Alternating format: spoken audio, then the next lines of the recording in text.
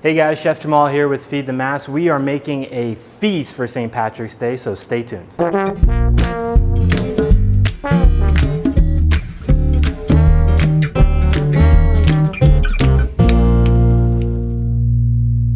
Hey everyone, welcome to another episode of Culture Cooking. My name is Chef Jamal and I'm so excited to take you on this wonderful journey. Today we're going to be making some soda bread and a delicious Irish stew. So let's get started. The first thing that we're going to work on is going to be our soda bread. So we have all of our ingredients laid out here for you, so let's go through that. So we have about 3 cups of flour here. We have about a cup of raisins.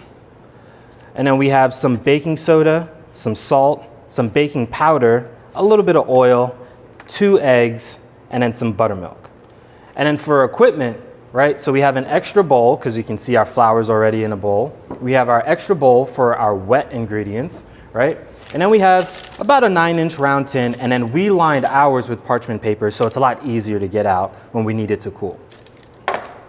We have a little bit of canola oil, because we still want to spray that down, just in case there's any sticking.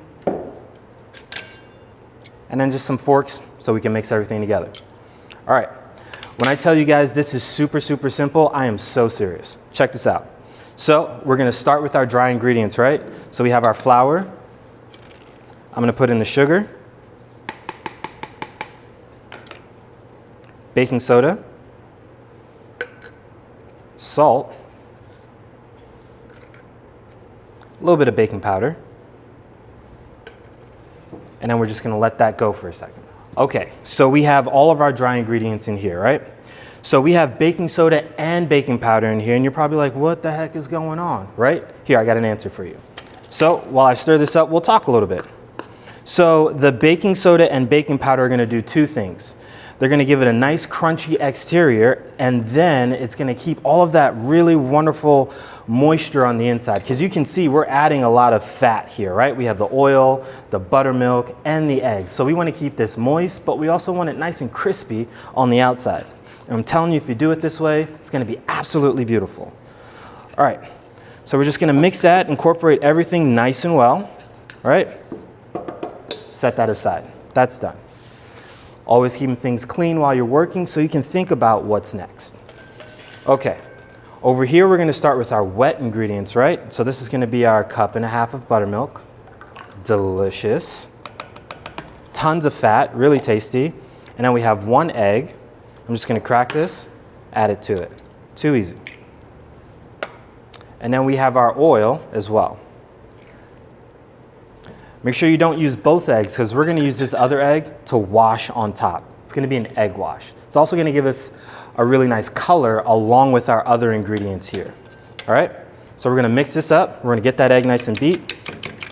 Hey Dan, you wanna get in close on this so they can see what we're working with? Look at that. Nothing crazy, just mix it on up. Fantastic.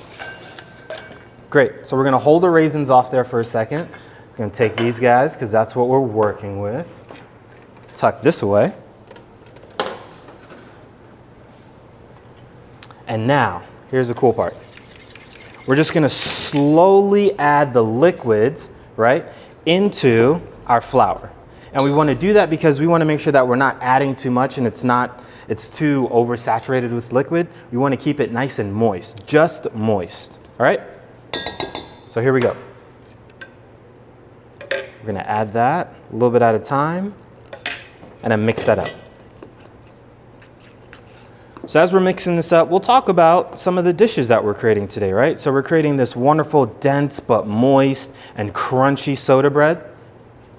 And we're making a really nice Irish stew. Now you're probably like, what's an Irish stew and what makes it so Irish, right?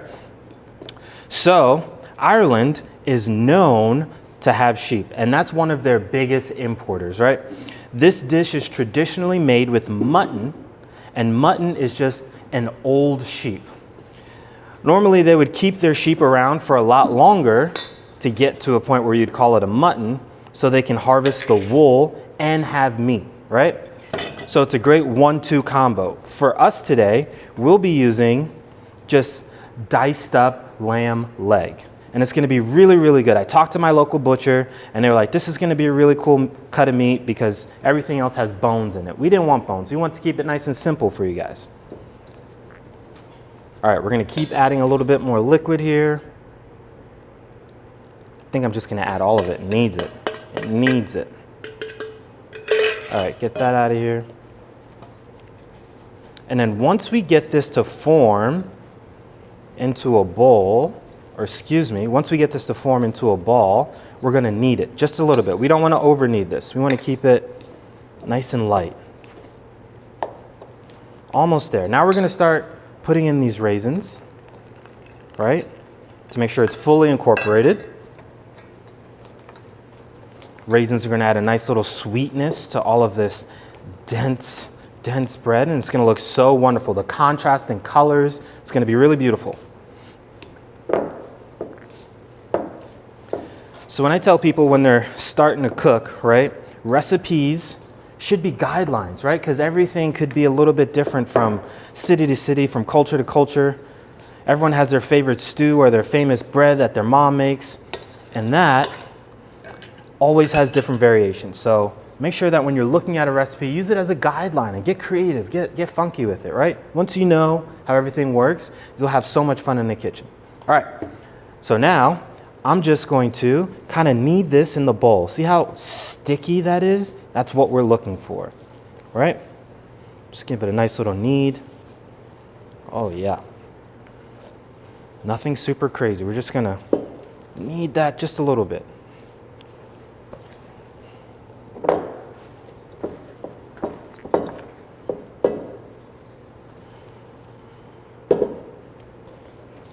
That's it. It's all incorporated there.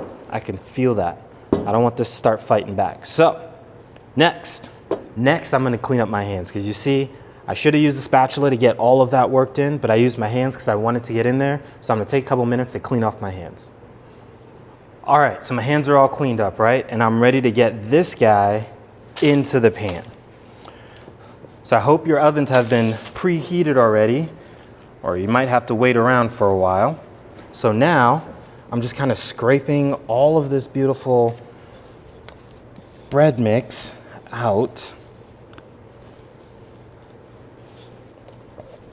Right, just want to get it nice and loose before it starts sticking. Okay, great. I'm gonna hold that there for a second. Make sure we spray down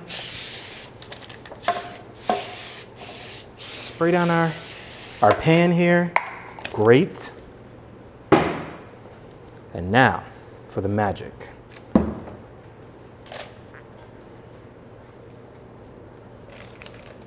Dump all of this in there. Oh yeah. Let's get it in there.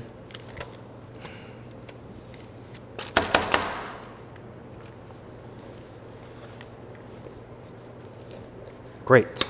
Try to get as much as I can. That's perfect. Okay. So look at that. You can see all the raisins. It's a nice wet batter. Super, super good. So now we are going to put this in the oven for about 40 minutes, and we're going to check it with a knife, and then at that point we can put our egg wash on.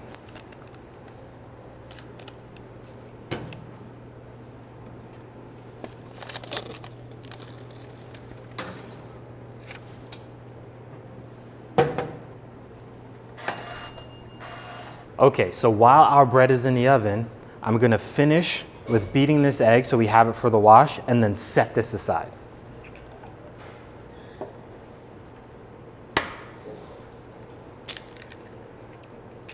Perfect.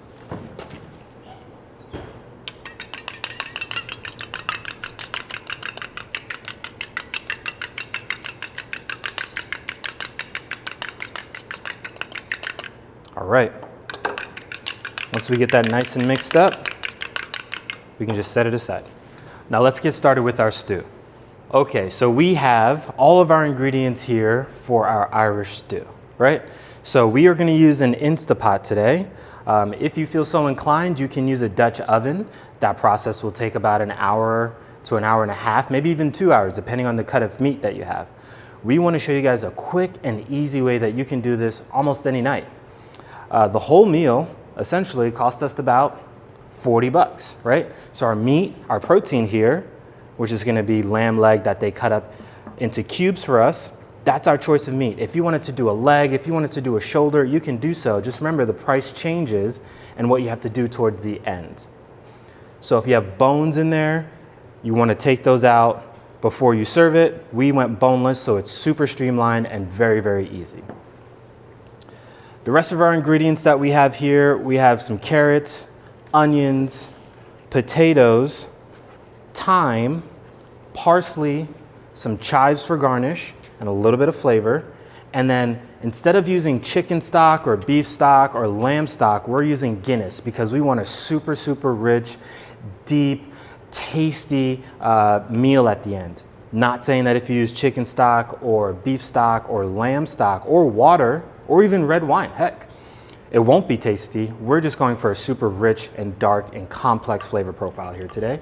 And I'll show you how we'll build that as we go. So the first thing that we want to do is we want to start chopping our vegetables and get our pan preheated, right? Everything's going to be happening. All of the magic is going to be happening right here in our Instapot. So what I want to do is I want to turn that on so it starts to preheat. For me, it's just going to be the saute feature. It's going to get it nice and warm. And then once it gets ready, we'll just top it off with a little bit of oil.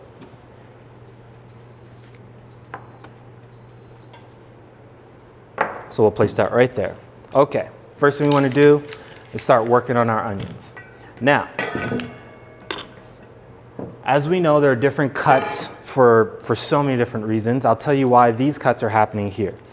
We're going to cut our potatoes, our onions, and carrots into bigger chunks because it's going into the pressure cooker and it's going to be cooking for quite some time. So if we cut it smaller, they have the opportunity to disintegrate.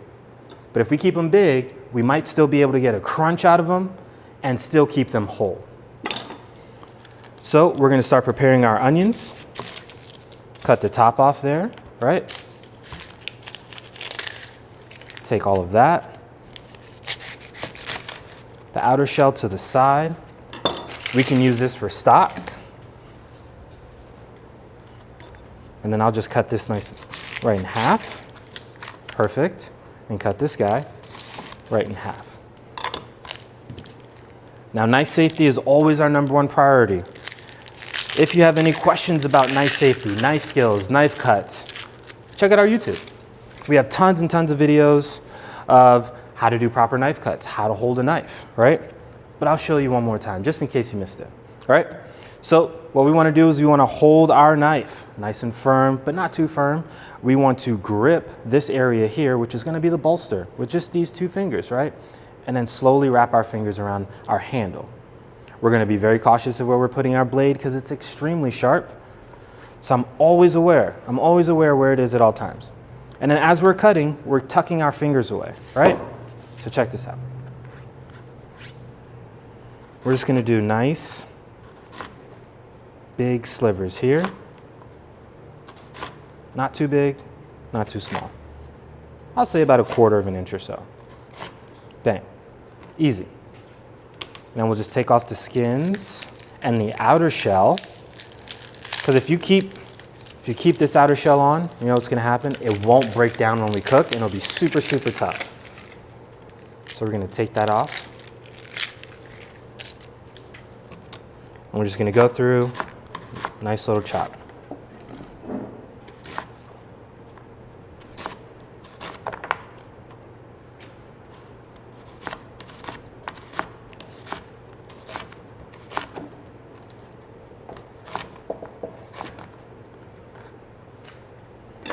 Clear our board, get some of this in there. Whew, these onions have me tearing up.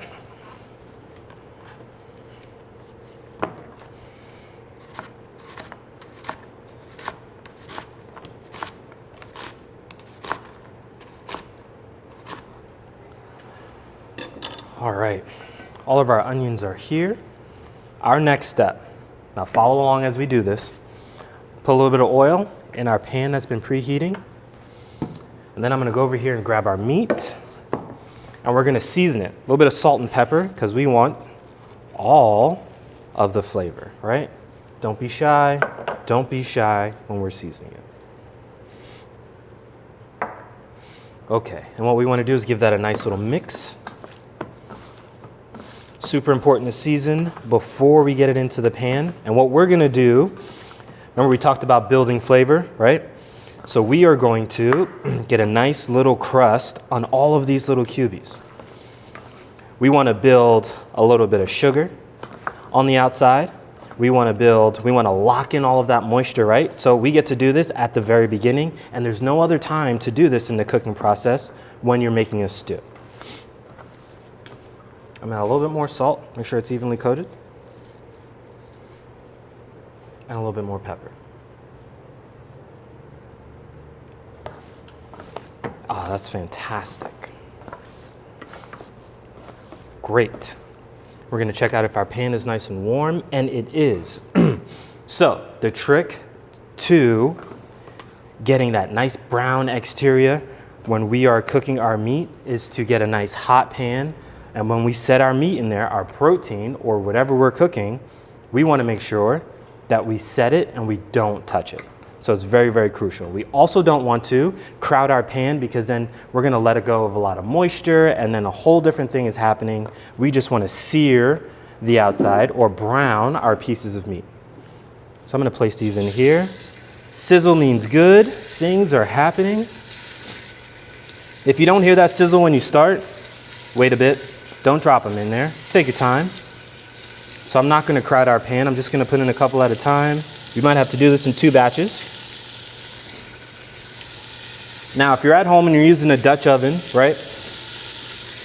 You would do the same thing in that Dutch oven. Just put it right on the stovetop and you can do the same thing. So it looks like we're gonna do that in 2 batches. So we're gonna do that first batch there and then work our way back. I'm gonna clean my hands because it's full of all this beautiful meat, but I'll be right back. Okay, and we're back. So my hands are clean. I cleared up the station a little bit so we can work and think at the same time. Next, we are going to cut up our carrots. Now these carrots, I like to leave the skin on, a little bit of added nutrients, but these are washed and ready to rock and roll. Now remember, these are gonna be big pieces, so you can just kind of go crazy, right? I'm gonna cut up the tips here, because we don't want those, right?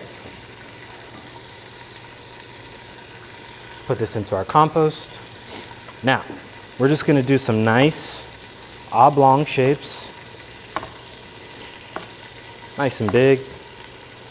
Because I want them to stay intact.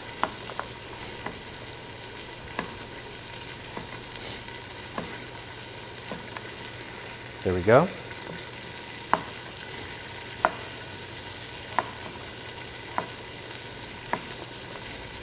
See, I'm just rotating the carrot, not doing too much work. Gives me great shapes. All right, so those are our carrots, ready to rock and roll. Now we're gonna check out our beef here. Oh, look at this. You can see the outside of it, nice and caramelized. Already smells really good. So, a traditional dish like this Irish stew, would call for mutton. And we talked about how mutton came into the stew, right? Because they wanted to process the wool and then use the meat of the same animal. There's gonna be very distinct flavor profiles that are gonna be different if you're using mutton. It's gonna be a lot more, I don't wanna say gamey, but it's gonna be a very distinct flavor. And that's okay. Just remember, you're gonna have to cook it a little bit longer if you're using mutton because that is a tough piece of meat. Here, we're gonna use something that's a little bit more tender, so it's gonna be easier to cook. All right, so I flip those. I'm gonna let that hang out for a bit, right? And we can keep chopping some of our other vegetables here. So next, we're gonna put this in. That's going in all at once. And next we're just gonna cut up our potatoes. So the potatoes are gonna be big, right? We're gonna keep those kind of large. So we're gonna do the same thing. I'm just gonna cut that in half, right? and then quarter it like so. Too easy. Cut it in half again, and then cut it in half again. Just nice little quarters. Look at that. Nice and big, okay? We're gonna do that with all 2 pounds of our potatoes. And we're using these golden potatoes because they're gonna hold up well in this cooking process. If we're to use something like a russet, right, the water composition is different, so it's gonna break down and it's gonna give you like a mealy sort of texture in your stew. We don't want that. We want nice and smooth and tasty. We don't want to take away from the star of the dish, which is gonna be the lamb and all of these other simple ingredients. Making this stew is like making a lot of other classic stew, like making a curry. Making a curry, you sear your meat. You add your spices. After you add your spices, you add your braising liquid. After you do that, you just let it rock and roll for as long as it takes to get whatever proteins or vegetables that you have to the desired consistency or texture, right? Bang, potatoes. These potatoes aren't staying out too long, so I'm not worried about I'm not worried about air being introduced and it browning. It's just only gonna be out here for a couple minutes. No big deal, right? Great. Okay, now let's check on this meat again. Little flippies.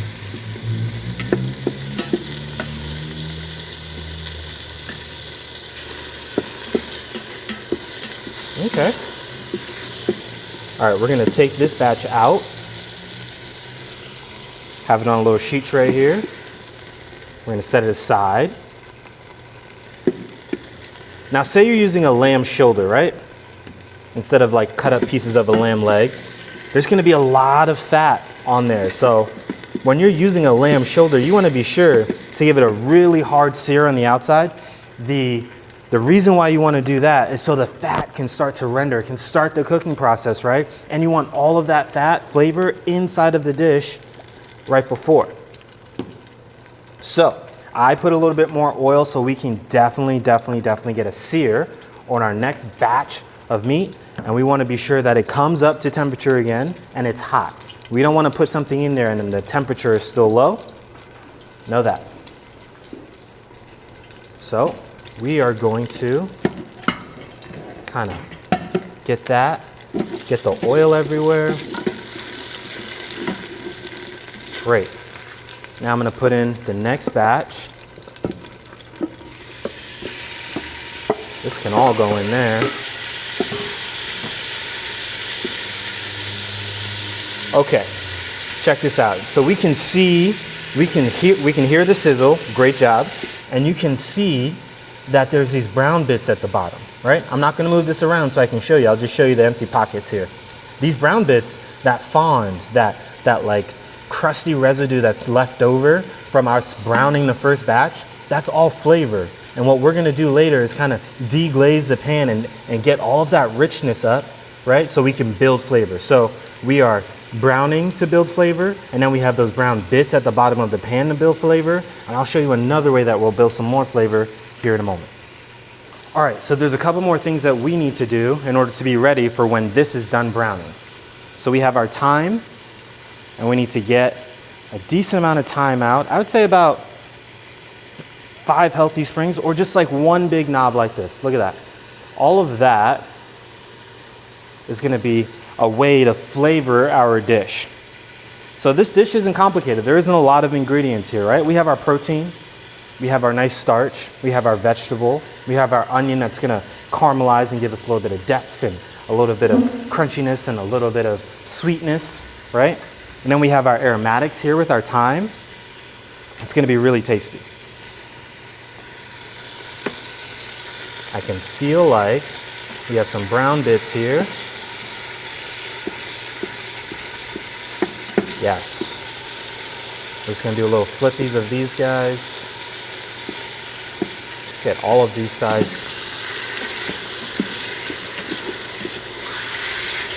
Nice and caramelized.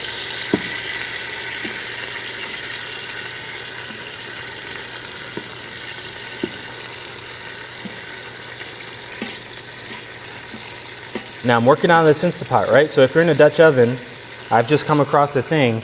I wish I can turn the heat on this bad boy up, right?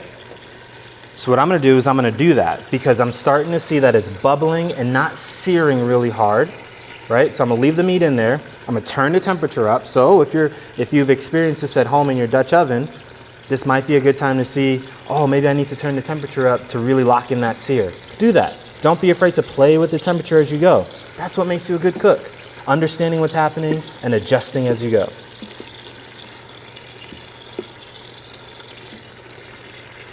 All right, so I turned the temperature up and we're just gonna let that rock do its thing so we can get that flavor on all of the sides.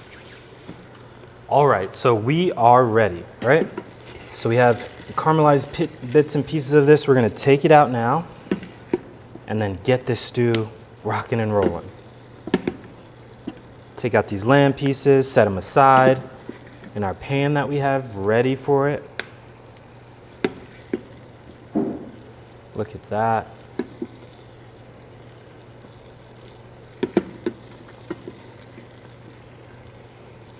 All right, the next thing we're gonna do,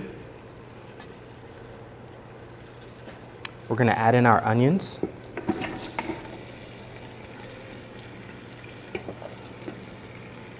A little bit of salt as we season as we go. A little bit of pepper. A little bit more pepper. And a little bit more salt. Guys, this is gonna be tasty and you're gonna love every bite of this, right? So now I'm starting to scrape the bottom, right, of all of that deliciousness, and you can see the onions are starting to turn a different color already because it's picking up on all of that wonderful, wonderful fond that was on the bottom. All right? Great. So we are at a point, because we don't want to cook this for too long because it's going in, it's staying in, right? So what we want to do is we want to get our liquid that we are going to be deglazing with.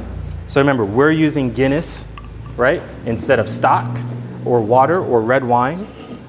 This is what we're doing because we want that flavor profile to be rich and complex. All right, so we're gonna need about 3 cups. That's gonna be all of this can.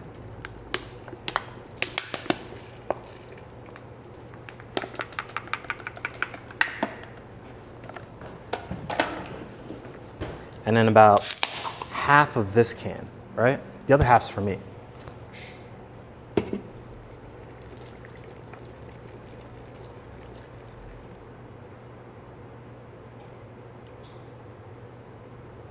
Yeah, that should be good. Okay, great. Now, I'm gonna stir up the bottom, right?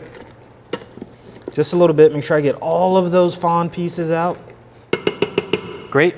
Now I'm gonna add in everything else that's going in here right now. So that's gonna be our meat and all of the juices. Oh no, run away. Got it. All right, all of that, right? Awesome. And then our veggies. Great. Our bundle of thyme.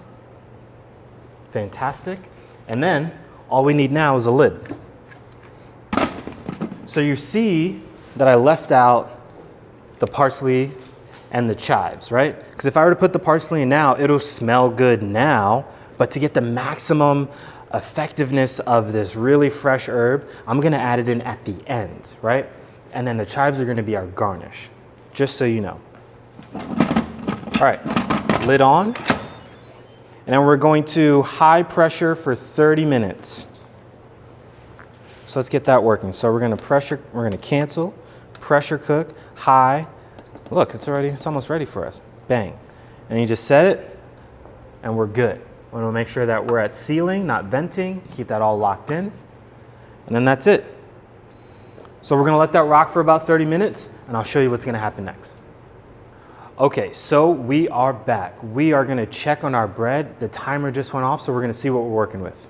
Okay, look at this delicious bread, right? It looks really golden brown on the top, but we made a mistake. I was supposed to put the egg wash on top before we baked it, so we can't put it on now. If we did that now, it'd kind of give it like a grayish, dull sort of effect, and then it might deflate the product. So we're not gonna do that. We're just gonna rock and roll with what we got. And what we have so far looks to be a really, really beautifully browned, well incorporated bread. But we have to make sure that it's done, right? So you can use a knife, a toothpick, a popsicle stick. We're gonna put it in clean. We're gonna put it in clean and we hope that it comes out clean. Still a little cakey, right? So we're gonna put it in for another 10 minutes. Stay tuned. All right, look at that. Nice golden brown on the outside. And you can see there's depths of color there, raisins throughout, right? What we need to do is just put a knife in there to make sure that it's done. That looks pretty good. That looks pretty good. So what we're gonna do is we're gonna let that cool for the next 10 minutes before we flip it out on the rack and let it cool even more. All right? So let's give it about 10 minutes. Don't rush the process. Let it hang out, and then we'll be right back. Okay, so it's been about 10 minutes, right? So we have our bread here cooling a little bit, but we want to get into the rack so the bottom cools and it doesn't get too soggy in there. So simple thing. So the reason why we have this in there, right? So it comes out super easy. And I'll show you guys. Nice and cool to the touch. And we'll just bring the rack to it, right? Flip it. One of those, so you can see that there's moisture, right? Can you guys see that? There's moisture at the bottom there, so that's why we want it to cool without. Look at that. We want to make sure that's nice and dry when we're done, and we'll just flip it over and leave it. But I'm going to sneak this a little bit.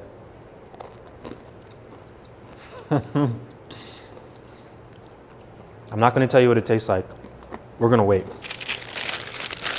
Okay, so we're going to let this cool. We'll just set it aside. And we have another about 20 minutes here on our Instapot. So once this is ready, we'll cut that up later. All right, guys, we'll be back. Make sure you clean up your station, wash your hands, and you stay hydrated. So we are back, right? So we have our soda bread that has been hanging out and cooling. You can see this wonderful, beautiful color on top. And we just had the timer go off for this, and we naturally released our Instapot. So our stew is ready for us to check it out. So let's do that. Oh my Lanta. That looks so good. So the first thing we want to do, right? I'm going to put this on saute. All right, cancel all that. Put it on saute, and I'll tell you why. So right now, the liquid is really thin, right? Look at that, really thin. We want it to get thicker, so we need to thicken it up. And we're gonna do that by making a slurry. And a slurry for us is gonna be cornstarch, right? Cornstarch and a little bit of water. It's gonna be equal parts of both. We're gonna check the doneness of everything. These potatoes, these carrots, all of it, super, super tender. The meat, super, super tender, right? All right, so in order to make a slurry, I have cornstarch and water. Cornstarch and water. Cornstarch and cold water. And this is what you do. You can do it in your hand, mix the two together, or you can put it in a bowl. I'm just gonna put it in a bigger container, add the cold water, and this is gonna be our thickening agent. Now, if you wanted to use something else, you can take out some of the veggies, right? Puree that up, add it back in. You can do a roux on the side, which is flour and oil or fat, and you can do it that way. This is super simple, and all you need to do is let it hang out for a couple minutes, and you'll see it thicken. Once you see it thicken, you're good to go. So I used about 2 to 3 tablespoons of cornstarch and about 2 to 3 tablespoons of water, equal parts. All right, so here it is, that little slurry, right? And we're just gonna put that right in. We wanna make sure that your liquid is boiling because that's when the slurry is gonna be the most effective, right? Stir that up a bit. Try not to damage all these beautiful, delicate, delicious veggies, right? But now we're also gonna taste it.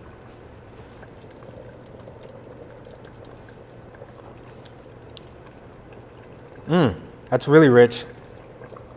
Lots of depth. Aromatics are in there, but we're gonna need a little bit of salt, right? So we're gonna get that going. Great. And a little bit of pepper. All right, so while that's going, right? What we need to do next, and you guys saw that I took out the thyme. The thyme was there for aromatics. We don't need it in there at the end of the dish. All right, so we can just set that aside. That's done. Now we can work on our garnishes, right? So we have our parsley and we have our chives. First, we're gonna work on these chives, right? And we're just gonna cut this up really, really, really, really small, just a couple. It's gonna be a beautiful addition to the dish. Tons of color, tons of color. All right, so once again, get the knife, bring it up to the edge, and just really small cuts. Just like that. You see I'm holding my product, right? Not letting it get away from me. I know where my fingers are, right? I'm paying attention to what's happening here. I'm not looking around, checking the TV, checking the football score. I'm paying attention to the knife. All right, I'm not gonna get too crazy. That's perfect. Nice and small, nice and thin for the win. Put this aside. All right, gather that up. Put it in a little bowl. Now it's okay if you made your slurry, right? You made your slurry, you added it, but you're like, hey, chef, it's still pretty thin. That's okay, we can add more, and that's okay. But we wanna give it a little bit of time to work, so let it bubble up and boil for a little bit. And then after that, we can check it on out. I tell you what, a trained chef would be able to know exactly how much of that roux or how much of that thickening agent they would need in order to get that to the consistency that they want. So we are just gonna play with it and we're gonna figure it out as we go. Just so it's a learning process for all of us. All right, cool. Chives here. Still gonna give that some more time. Now we're gonna break off some parsley as well. A little freshness at the end. Just a couple.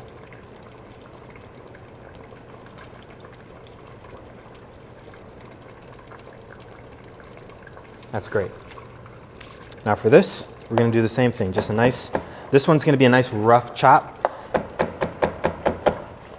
And I'm just rocking all of that, bring the product back together. Check it out, my hand's on top, right, for safety, and I'm just going through and cutting that product, just like that. And you can smell it as you're doing that. That's so great.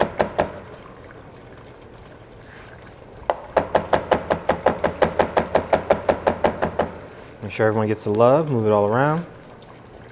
Nice uniform pieces. Done. All right, so get that in there. A little garnish.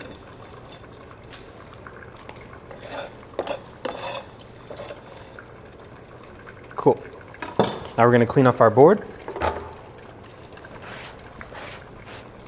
Great. Now we're gonna check back in on our stew. Okay, it's thicker, but not as thick as it could be. So what that means is I'm gonna add a little bit more of this slurry. We're gonna give that a few minutes to do its magic. Make sure we get all of it, because I see some of it on the sides here. Now's a good time to taste it again.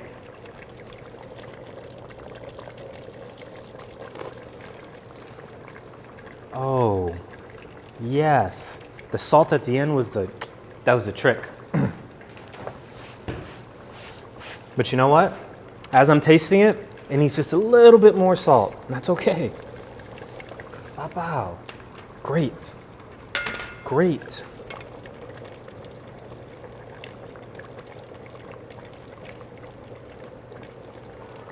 Get that salt incorporated in there. All right, now, if you want to make a restaurant quality, really tasty stew or soup, The trick is make it the day before, cool it, and then when you take it out the fridge, right, there's gonna be a layer of fat. You scrape that right off, and then the rest of it should be so beautiful and so rich. You don't have to deal with all of these pockets of oil where sometimes your chicken noodle soup comes out oily or your beef stew comes out oily. That trick right there is gonna make it look like you know exactly what you're doing. Try it. Try it the next time. Let us know in the comments below. Like, share, let us know. Okay. So this looks like what we're looking for. Right? I can just tell, look at, that is so much thicker. That is so much thicker, all right? Now let's see. Let's go for it, let's make it even thicker, all right? I'm gonna do it one more time, one more slurry, guys. So there's a theory out there that you can hear the difference in bubbling, cold bubbling versus like hot bubbling. I don't know, just wanted to tell you guys. Look it up. Okay, so check this out. This is super, super thick now.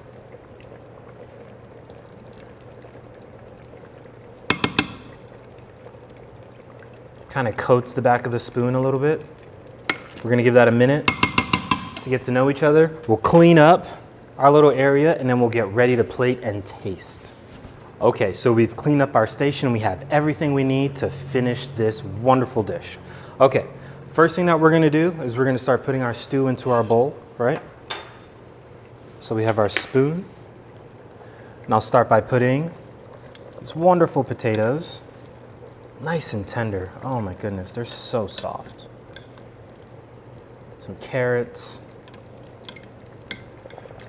Just get a nice, generous offering in this bowl. The liquid really thickened up. The onions are beautiful.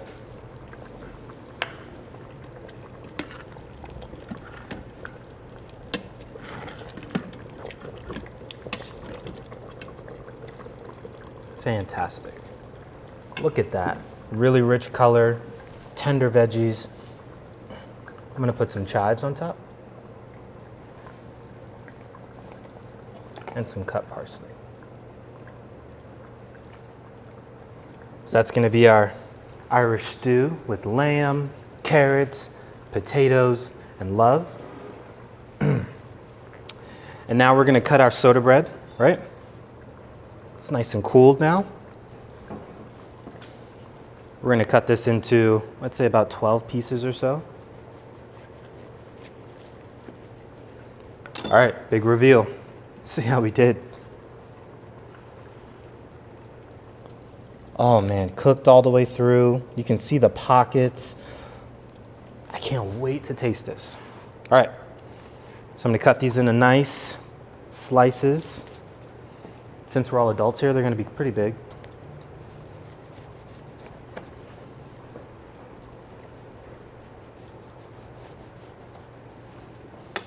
All right. Look at that. All right, right onto the plate. So we have our wonderful soda bread, really tasty, really, really crunchy on top, soft in the middle, awesome. And then we have our Irish stew with lamb, carrots, potatoes, chives, parsley and thyme, and a whole lot of love. It's so hot.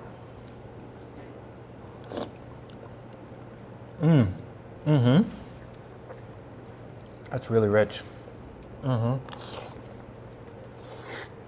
Really hot, but this is good. All right, gotta try the soda bread.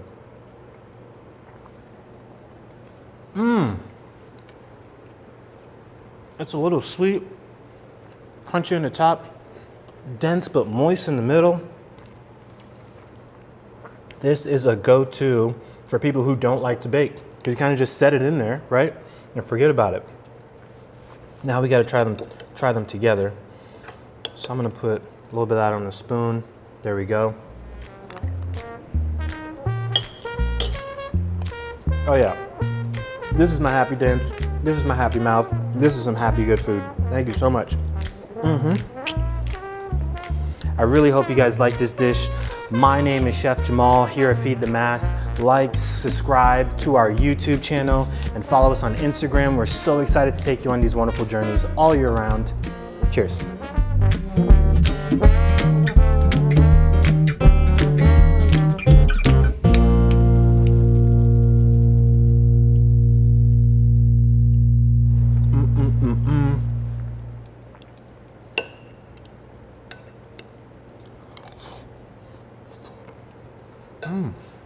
Just falls apart.